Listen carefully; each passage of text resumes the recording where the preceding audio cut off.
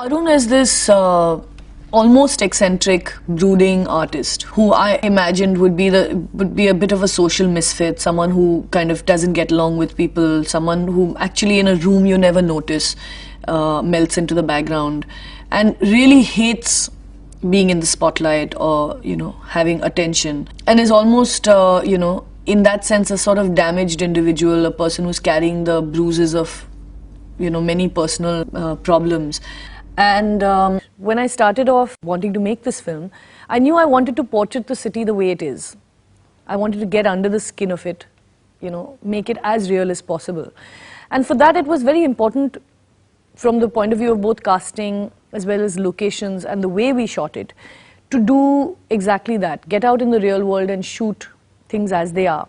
Kiran wanted to shoot this film in a very guerrilla style. She wanted a small unit, she wanted to shoot in real locations, she wanted to just go onto the road and start shooting. So known actors were completely struck off the list.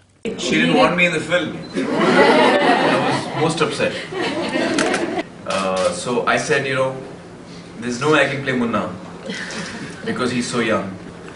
Arun, I'm not so excited about playing Arun. I'm really excited about playing Munna, but there's no way I can play Munna. She says, Amir, what are you talking about? You're not in the film. So I would be involved as a producer, but I wouldn't be involved, as an actor.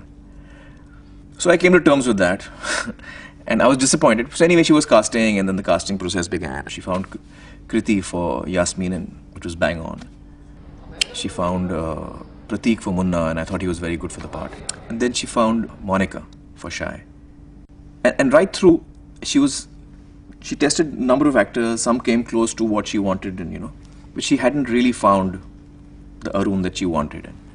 But when I couldn't find Arun, and he saw me struggle with the casting of the part, he kind of very kindly suggested that he could test for the role. Okay, and action.